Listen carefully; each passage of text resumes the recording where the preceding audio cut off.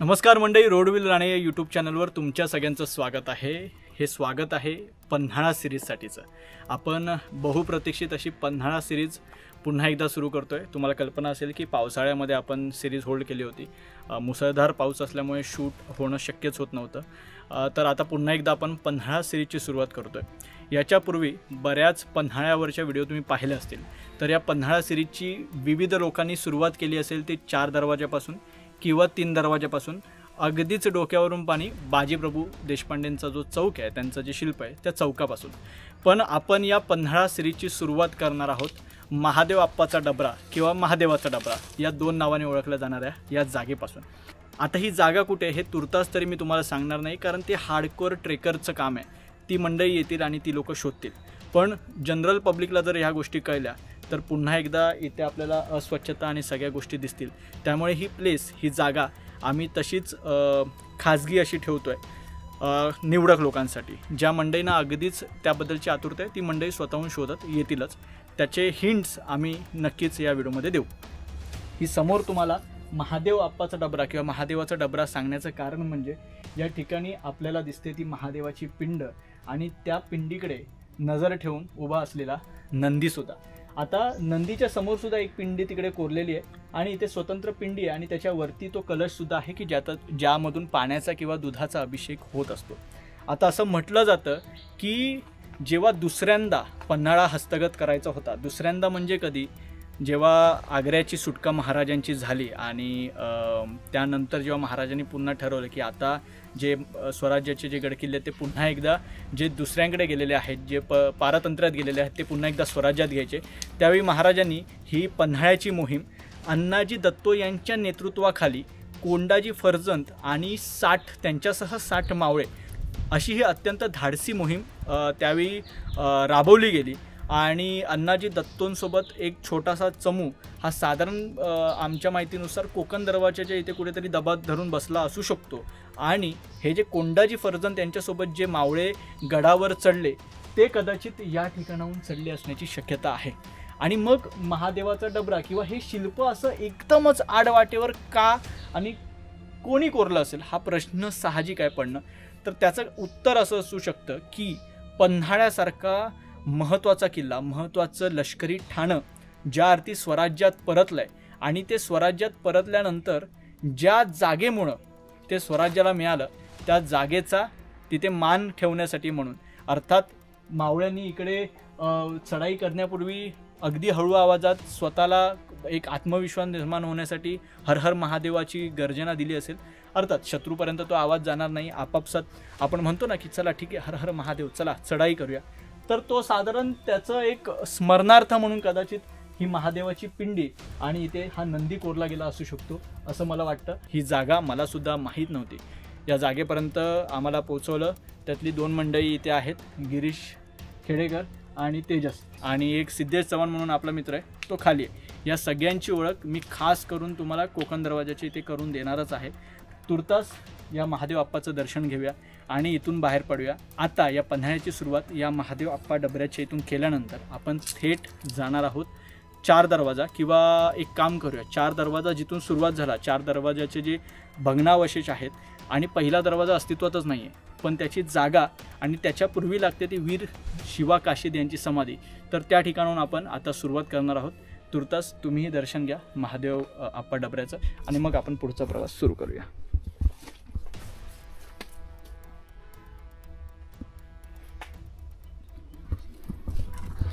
आणि मी तुम्हाला म्हटलं होतं की मी तुम्हाला काहीतरी हिंट नक्की देईन ज्या हार्डकोर ट्रेकर्सना या ठिकाणी भेट द्यायची आहे आणि कोणालाही, अगदी ज्याला कोणाला वाटू शकतं ही जागा कोकण दरवाजाच्या आसपास कुठेतरी आहे। आता ती तुम्ही शोधा आणि तुम्ही इथे भेट द्या। कोल्हापुरात समजा आलात आणि जर तुम्हाला अगदीच वाटलं तर तुम्ही क्युरियस ट्रॅव्हलर नावाचं इंस्टाग्रामवर अकाउंट आहे जे आपल्या गिरीश खेडेकरांचं आहे। गिरीश, जर महादेव आप्पाचा डबरा पाहायचा असेल तर तुझं खातं आम्ही दिलेलं आहे, तर त्या ठिकाणी गिरीशदादांना तिकडे तुम्ही मेसेज टाका आणि त्यानंतर ते कदाचित त्यांच्या सोयीनुसार, ते शनिवारी फ्री असतात तर त्यावेळी ते येतील आणि तुम्हाला तो महादेव आप्पाचा डबरा दाखवतील। आता आपण निघतोय वीर शिवा काशीद यांच्या समाधीस्थळाकडे, चला। महादेव आप्पा डबऱ्याचं दर्शन झाल्यानंतर आता आपण मूळ मार्गावरून पन्हाळ्याची चढाई करायला सुरुवात करणार आहोत. तत्पूर्वी हा बघा, हा जो वाघबीळ किंवा कोल्हापुरातून जो पन्हाळ्याकडे जाणारा रस्ता आहे त्या रस्त्याच्या उजव्या बाजूला शिवरत्नवीर शिवा काशीद यांच्या समाधीकडे जाणारा हा मार्ग आहे. तर ही समाधी आपण जाऊन पाहायची आणि ज्यांच्याकडे गाड्या आहेत त्यांनी पुन्हा तुम्हाला इथे यावं लागेल आणि मग पुन्हा रस्ते मार्गाने जावं लागेल. पण आपण काय करणार आहोत, आपण गाडी तर इथेच ठेवलेली आहे, पण आपण तो रूट ओपन करणार तिकडून आणि आपण 4 दरवाजा आहे तो चढून आपण दुसरा जो मुंडा दरवाजा आहे तिथपर्यंत वर येणार रस्त्यावर. आणि मग आपली आता जी सोबतीची जी मंडळी आहेत त्यांच्यापैकी 2 जण येतील आणि ती गाडी घेऊन आपण पुन्हा ती वर येतील. तर आता आपण हा ट्रेक सुरू करूया. चला, छोटासा आहे, एक 10-20 पायऱ्या खाली उतरायच्या, थोडंसं चालायचं आणि मग आपल्याला एक शिल्प लागेल आणि त्यानंतर समाधी लागेल. चला.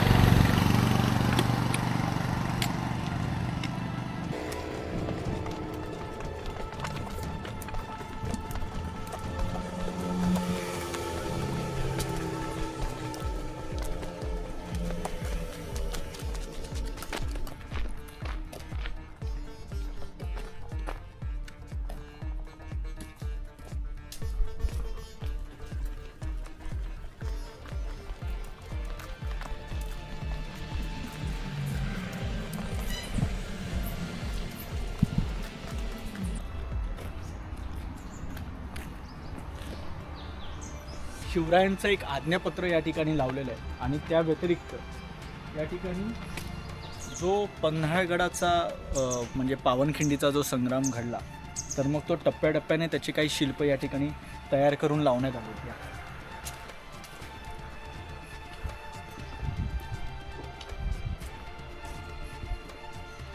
या पहिल्या शिल्पामध्ये तुम्हाला लक्षात येत असेल की साधारण महाराजांच्या चेहऱ्याशी साम्य असलेले नरवीर शिवा काशीद यांच्याशी महाराज बातचीत करतात आणि त्यांना कदाचित पुढच्या सूचना ते देत असतील किंवा एक शेवटची भेट कदाचित ही घडत असेल. त्यानंतर थोडं पुढे आलात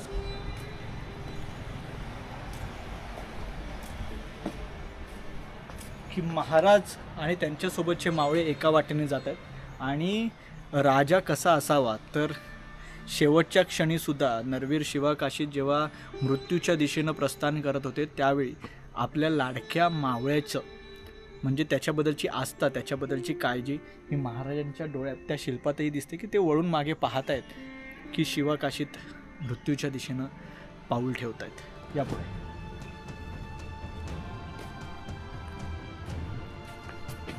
थोड्या प्रमाणात इथे स्टोरी लाईनसुद्धा दिलेली आहे. त्यावेळीचं जे काही घडलं होतं तर साधारण त्याची माहितीसुद्धा इथे दिलेली आहे. ही माहिती आणि इथे कोरलेली माहिती सेम आहे. ठीक आहे. आता हा जो भाग आहे हा मला वाटतं विशाळगडाच्या पायथ्याशी सुरव्यांसोबत जे काही रणसंग्राम झाला तर कदाचित तो असेल, कारण महाराजांना विशाळगडावर जाण्यापूर्वी खालती दळवी आणि सुरव्यांच्या सैन्यासोबत लढावं लागलं होतं तर त्याचं हे शिल्प असेल. ठीक आहे. आता इथून समोर खाली शिवा काशीद यांची समाधी आहे.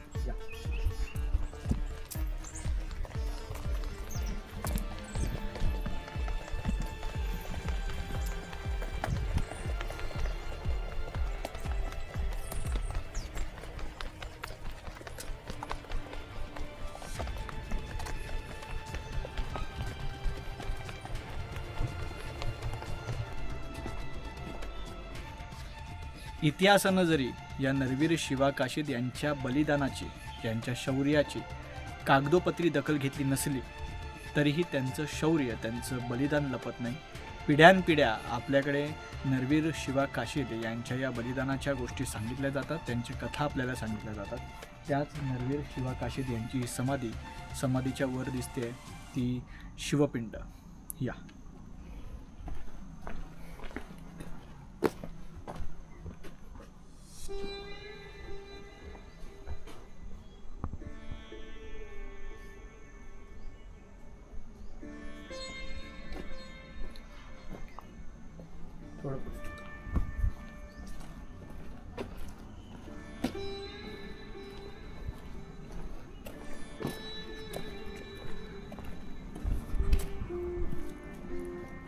वीर शिवा काशीद यांचे थेट वंशज असा उल्लेख असलेला हा फलक आहे, ज्याच्यामध्ये आनंदा रघुनाथ काशीद यांची शिवाजी काशीद यांचे थेट 13वे वंशज म्हणून या ठिकाणी त्यांचा फोटो आहे. आणि त्याचसोबत रघुनाथ काशीद म्हणजे मला वाटतं आनंद काशीद यांचे वडील आणि बापू काशीद म्हणजे त्यांचे आजोबा हे दोघंही या फोटोमध्ये 1970च्या फोटोमध्ये दिसत आहेत. त्यांच्या बाजूला आहेत इतिहास संशोधक कैलासवासी मु गो गुळवणी आणि त्यांच्या बाजूला आहेत कैलासवासी मुरलीधर देशपांडे आणि ते तत्कालीन समाधीच्या जवळ उभे राहिलेले दिसतात. आणि त्यानंतर या महाराजांसाठी प्राण अर्पण केलेल्या शिवा काशीद यांच्या समाधीला संवर्धन करण्यात आलेलं आहे, पुनर्बांधणी करण्यात आलेली आहे. शिवा काशीद यांच्या बलिदानाबद्दल जवळपास सगळ्यांनाच माहिती असेल, पण थोडं विस्तृतपणे सांगायचं झालं आपल्या छोट्या सवंगड्यांसाठी तर छत्रपती शिवाजी महाराज जेव्हा पन्हाळ्याच्या वेढ्यात अडकले होते, जो वेढा सिद्धी जोहरने घातला होता, तर जवळपास 4-5 महिने उलटले तरी पण हा वेढा ढिला पडत नव्हता. अशावेळी राजांनी त्या गडावर राहणं हे सोयीचं नव्हतं किंवा ते तांत्रिकदृष्ट्या योग्य नव्हतं. त्याच्यामुळे त्यांना तत्काळ सुखरूप तिथून बाहेर काढण्याची जबाबदारी ही गुप्तहेर खात्यावर किंवा पर्यायानं मराठा सैन्यावर होती.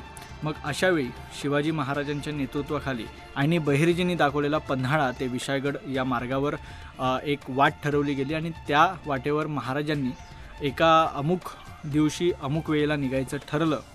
आणि मग तो दिवस होता 12 जुलै आणि साधारण 13 जुलैच्या मध्यरात्री म्हणजे 12 जुलै संपल्यानंतर 13 जुलैचा जो दिवस सुरू झाला तर त्या मध्यरात्री पावनखिंडीला एक रणसंग्राम घडला. मात्र त्यापूर्वी 12 जुलैला महाराज जेव्हा पन्हाळगडावरून निघत होते तेव्हा कुठेतरी सिद्धी जोहरच्या सैन्याचं लक्ष विचलित करण्यासाठी एक युक्ती लढवली गेली.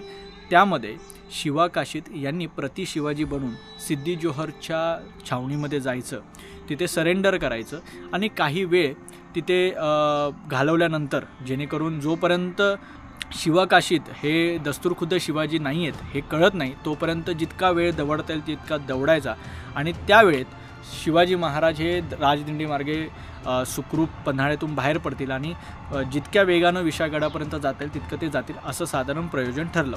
आता सगळ्यात महत्त्वाची गोष्ट काय होती की शिवाजी महाराजांना फार लोकांनी पाहिलं नव्हतं, प्रत्यक्ष खुद्द सिद्धी जोहरने सुद्धा पाहिलं नव्हतं.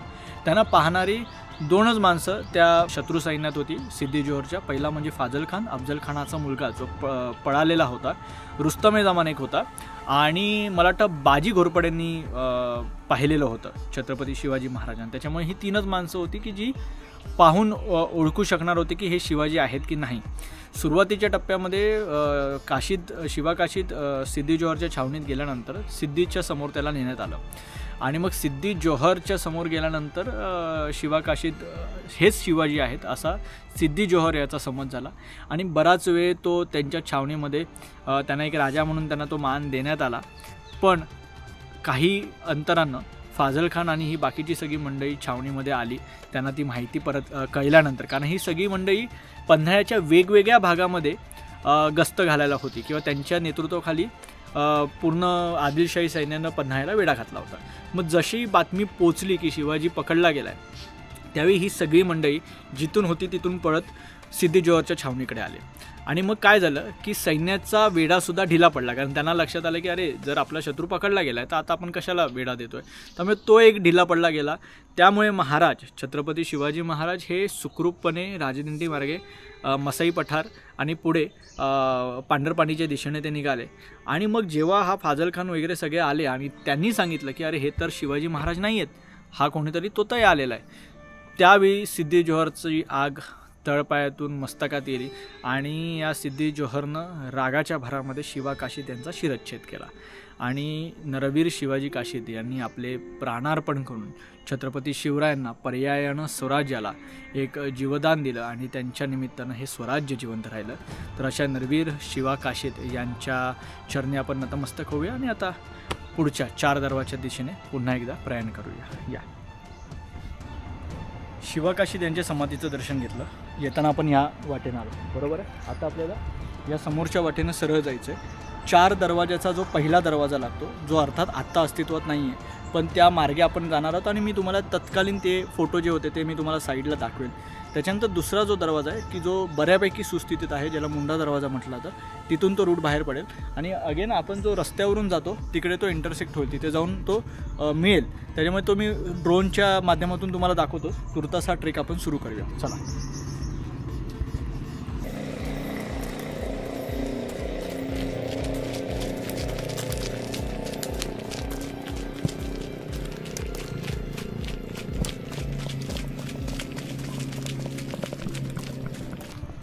आता जी वाट आहे ना, ज्या वाटेनं आपण पन्हाळ्यावर पोहोचतो ती इंग्रजांनी नंतर बांधून काढलेली वाट आहे.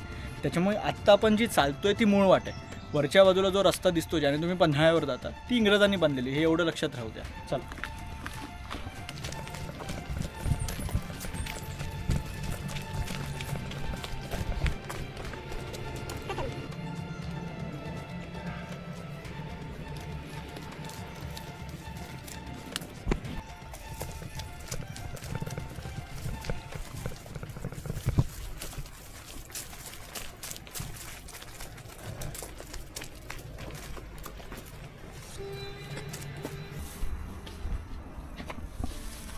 जी दगडं दिसत आहेत ना आपल्याला, मी जसं म्हटलं की ही मूळ वाट आहे. तर मग मूळ वाटेवरून जेव्हा कुठलाही सरदार किंवा सैन्य जेव्हा घोड्यांवरून यायचं तर त्यावेळी ते घोडे बांधण्यासाठीची जी जागा होती ती साधारण इथून सुरू व्हायची. त्यामुळे काहीच अंतरावर आपल्याला आता पहिल्या दरवाजाचे अवशेष लागतील. चला, हे बघा, 1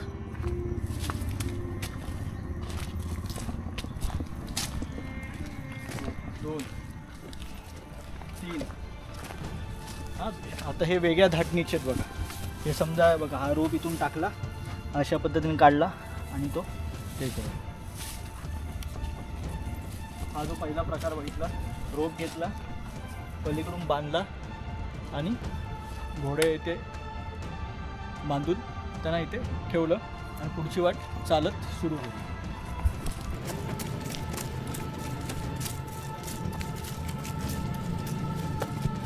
बऱ्याच वाटा सुट्ट आहेत वेगवेगळ्या ठिकाणी. मगाशी पण एक उजवीकडे वाट गेली होती, ती पण खाली वाट चालली. समोर तिकडे आपल्याला सज्जाकोटी दिसते बघा, लांबवर.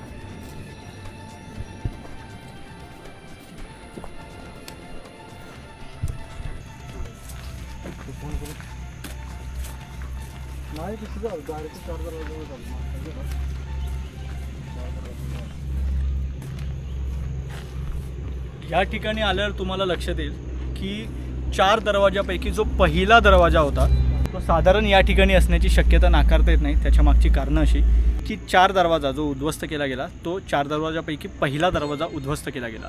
दुसरा जो मुंढा दरवाजा आहे तो आजही तिकडे अस्तित्वात आहे, तिकडे आपण जाणार आहोत. तिसरा जो दरवाजा आहे आणि चौथा जो दरवाजा आहे तो आजही आहे. फक्त त्याचा जो प्रवेश होता पहिला दरवाजाचा, जो यांना मुख्य मार्ग बांधायचा होता, तो मार्ग बांधण्यासाठी आणि त्याला दरड कोसळू नये म्हणून त्याची जी रचना आहे ती करण्यासाठी म्हणून या ठिकाणी असलेला पहिला दरवाजा पूर्णपणे उद्ध्वस्त करण्यात आला. त्याचे तत्कालीन फोटो मी या ठिकाणी शेअर करतो आहे, ते तुम्ही पहा. आता आपण पुन्हा मार्गस्थ होऊ आणि मुंडा दरवाजाच्या इथे जाऊया. चला.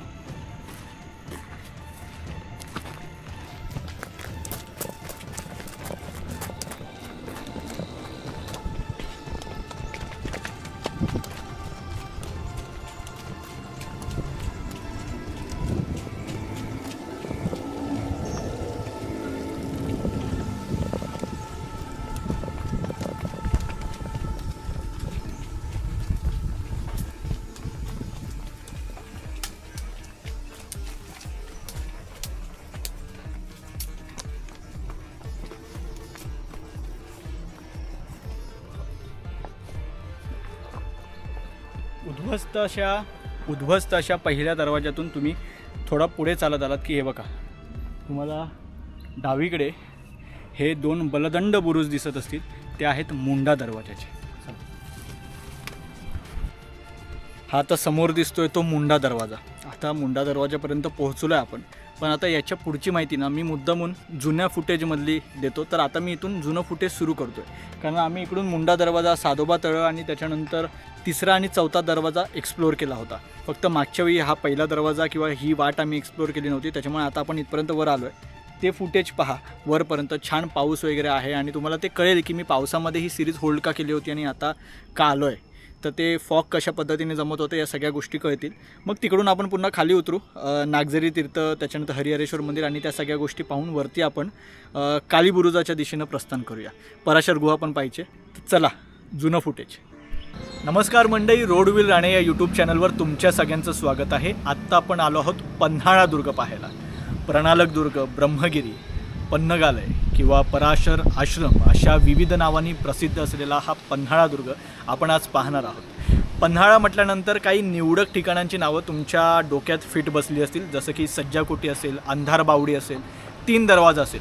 पण त्याच्या पलीकडे जाऊन 8 वाटेवरचा पन्हाळा पाहणं सुद्धा ना एक मोठी पर्वणी, आणि तीच आपण या निमित्तानं साधणार आहोत.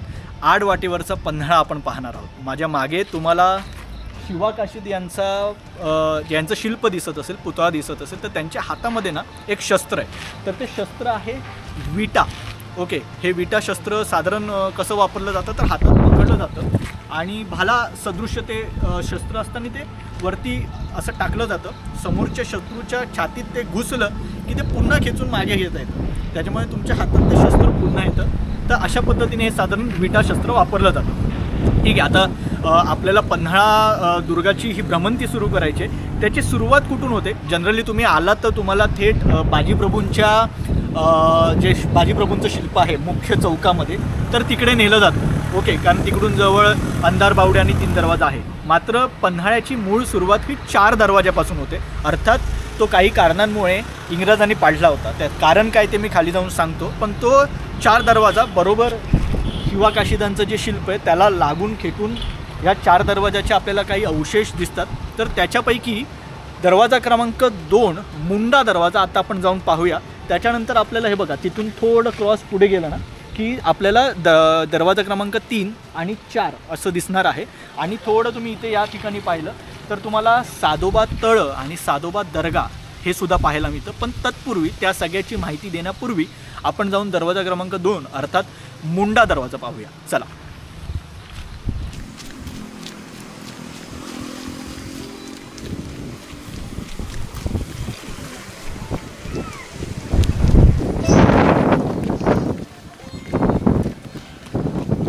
आता आपण 4 दरवाजापैकी दरवाजा क्रमांक 2 मुंडा दरवाजा हा आपण पाहायला आलो. माझ्या मागे तुम्हाला मुंडा दरवाजा दिसत असेल. आता जनरली खालून जेव्हा तुम्ही चालत आहे ना तेव्हा तुम्हाला या दरवाजाचा अजस्त्रपणा जाणवेल. तो किती भक्कम पद्धतीनं बांधलेला आहे हे सुद्धा तुम्हाला जाणवेल. आता जनरली काय आहे की 4 दरवाजापैकी जो पहिला दरवाजा आहे तो इथून खाली थोडं गेल्यानंतर तुम्हाला त्याचे तसे भग्नावशेष नसल्यामुळे आपण थेट दरवाजा क्रमांक 2कडे आलो.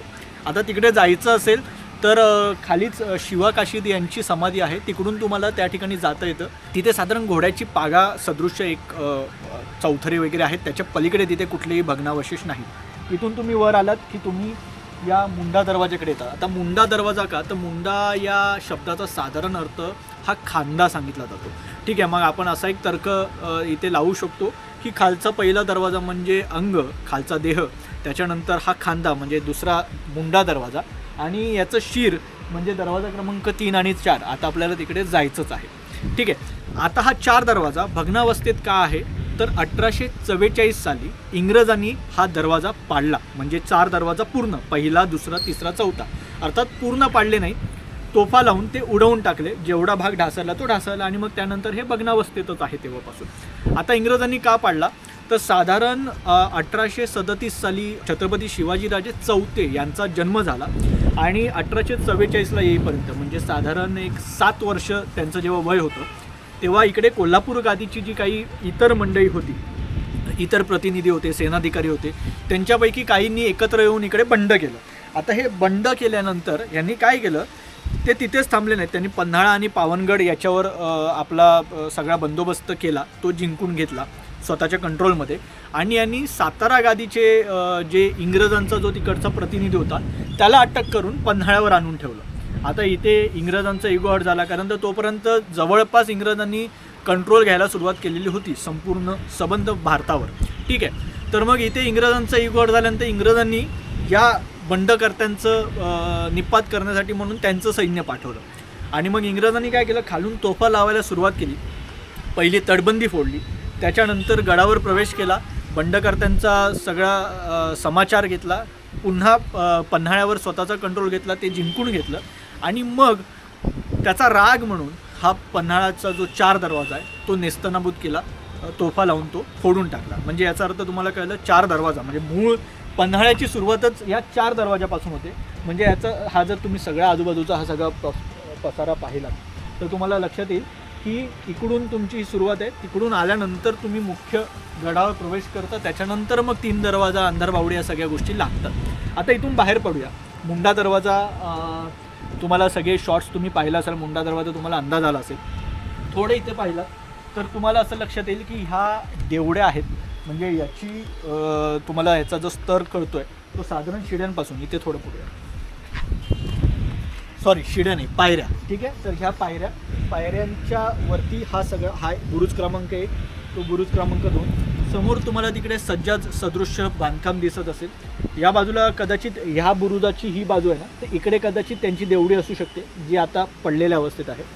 इकडे त्यातल्या त्यात याच्यापेक्षा सुस्थितीत काही बांधकाम दिसतंय, त्यामुळे आपण ती जाऊन पाहूया. या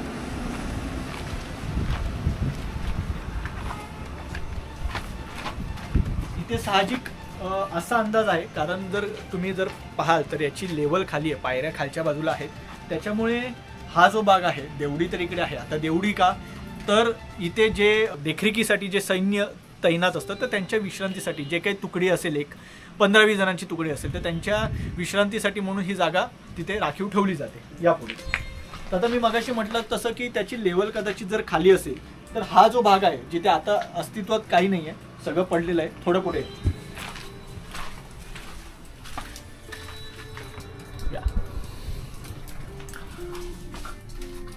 ओके, इकडे बंद आहे, ही सुद्धा वाट बंद आहे. मग कदाचित काय असू शकतं, आपण आता इथे 2 तर्क लावू शकतो.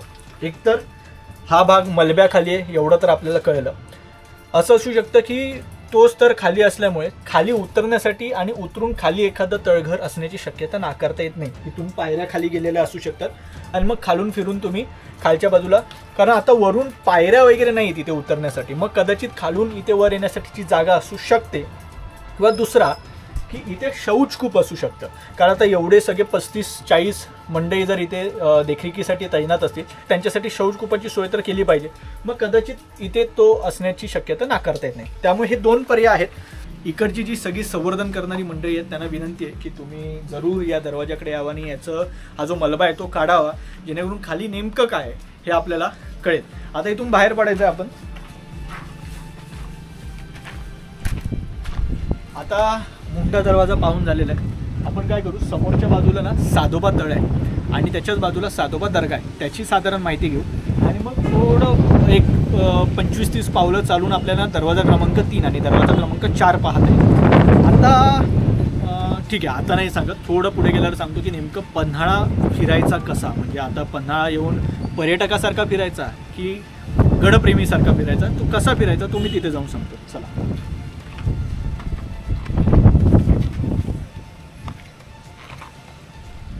केलं बंद.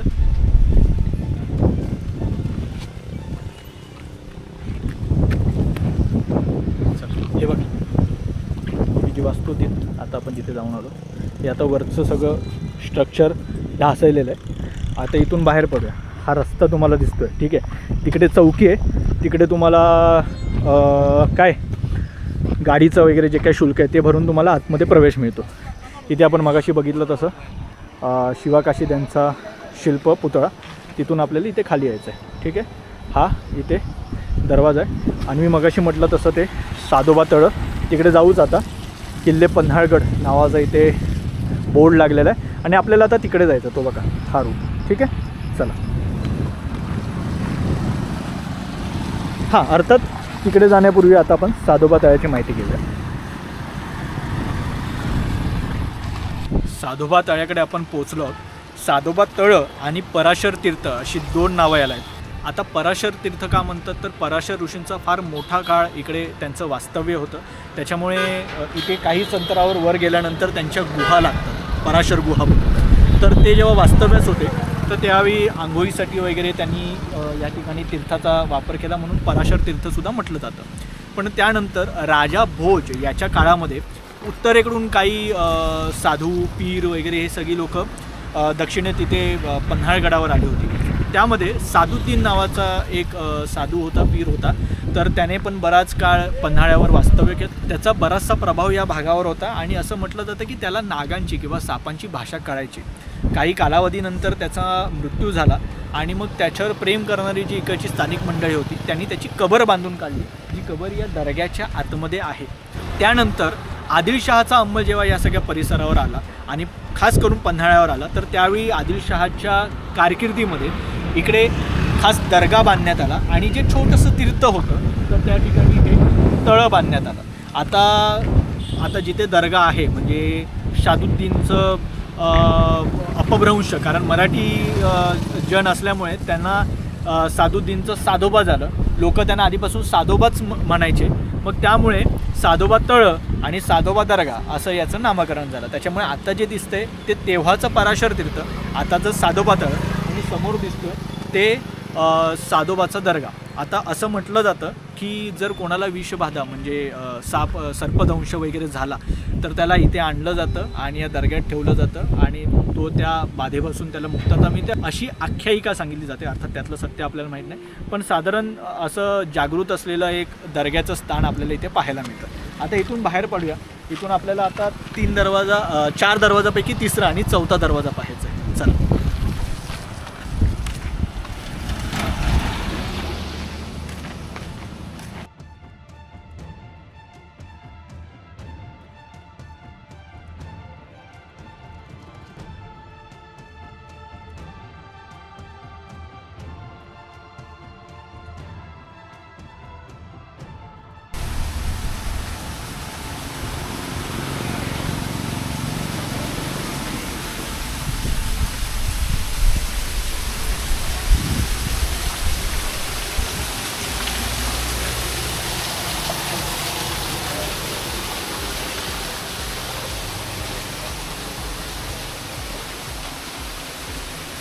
चार दरवाजापैकी दरवाजा क्रमांक 3 आणि या दरवाजाचं विशेष सांगण्यासारखं काय आहे तर काय कलाकुसर आहे बघा। अत्यंत सुबक पद्धतीनं कोरलेला हा दरवाजा आहे। इतके मी गडकोट पाहिलेत, पण इतक्या सुबक पद्धतीनं दरवाजा नक्षीकाम केलेलं आहे दरवाजांवर, ते मी पाहिलेलं नाही आहे। तर हे नक्षीकाम आपण पाहूया। त्याच्यानंतर पावसाच्या पाण्याला वाट करून दिलेली आहे, तिथे तुम्हाला दिसतंय। आणि तिथे बघा, म्हणजे हे फार कमी ठिकाणी दिसतं। आता हे मला वाटतं ब्लॉक झालेले आहेत, पण इकडून ते बघा तटबंदीच्या आतून पाणी कशा पद्धतीने येईल, कारण त्याला पाट पण आहे, पाटातून प्रॉपर पाणी खाली पडतं आणि ते जात आहे। तर दरवाजा क्रमांक 3 इथून आतमध्ये येऊ। आता तुम्हाला जर पाहायचं आहे तर कलाकुसर तुम्ही अजून जवळून पाहू शकता या। ठीक आहे, आता इथून आतमध्ये आलो की पडक्या अवस्थेत असला तरी आपलं आगळ अडकवण्यासाठीची जागा दिसते दोन्ही बाजूला। हे काही भग्नावशेष या ठिकाणी पडलेले आहेत।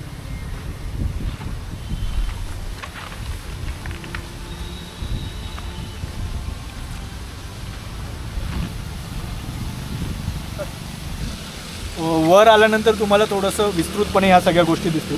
खाली पहा, आता इथे मी मगाशी तो पाण्याचा पाट दाखवला तो। ठीक आहे, आता लक्षात घ्या की आपण तिकडून आलो बरोबर, मुंडा दरवाजा तिकडे होता। मुंडा दरवाजातून आत आल्यानंतर हे सगळं आता हे इंग्रजांनी नंतर बांधलेली ही सगळी आता दळणवळणासाठी बांधलेली वाट आहे, त्याच्यामुळे आता ते दिसताना तुम्हाला लक्षात येणार नाही की याचं स्ट्रक्चर नेमकं कसं होतं, कारण भौगोलिकदृष्ट्या किंवा युद्धप्रसंगाच्या दृष्टिकोनातून संरक्षण करण्याच्या दृष्टिकोनातून जे रणमंडळ तयार केलं जातं तर ते खरं तर रणमंडळ आपण वर जाऊन पाहू। ते बघा तिकडे जो आता चौथा दरवाजा आपल्याला पाहायला जायचा आहे आणि तिकडे झेंडा बुरुज आहे, तिकडून ना आपल्याला हे रणमंडळ नेमकं कसं आहे ते कळेल. पण तत्पूर्वी तिथून आलात, मुंडा दरवाजातून वर आलात की तुम्हाला हे इथे यायचं आहे. म्हणजे आता आपण जो पन्हाळगडावर जो प्रवेश करतो तो थेट तिकडे, तो तसा नव्हता. तुम्हाला इथून 3रा दरवाजा, मग 4था दरवाजा आणि मग ह्या बाजूला हा असा पसरलेला दुर्ग आहे पन्हाळ. आता कालांतराने त्यात बदल झाले म्हणून आपण थेट जातो. ठीक आहे. तर ही बघा, ही वाट समोरून आली आणि गोमुखी पद्धतीनं ती क्रॉस झाली. त्यामुळे हे जे वळण आहे ते तुम्हाला दिसतं. ठीक आहे. आता इथून आलो, आता आपण इथेच त्या बघा त्या ठिकाणी अजूनही शिवकालीन पायऱ्या आपल्याला दिसत आहेत, अस्तित्वात आहेत. आणि इथून सुद्धा वर गेल्यावर आपल्याला काही ठिकाणी दिसतील. मला ॲक्च्युली वर जाऊन तुम्हाला तेच दाखवायचं आहे की दरवाजा 4था ह्या बाजूला आहे. बुरुज सुरक्षेच्या दृष्टीने बांधला आहे, ठीक आहे, पण तिकडे सुद्धा पायऱ्या बांधलेल्या आहेत. तर ते रणमंडळ खऱ्या अर्थानं वर जाऊन पाहायला आणखी मजा येईल. चला.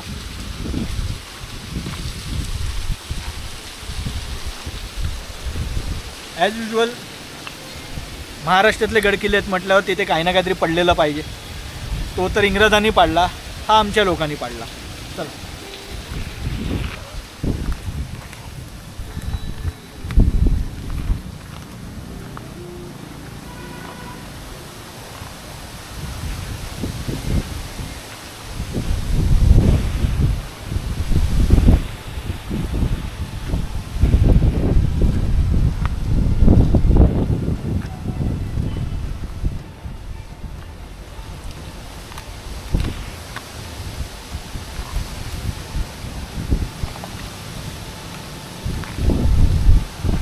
या ठिकाणी आपल्याला काही तत्कालीन पायऱ्या दिसतात. या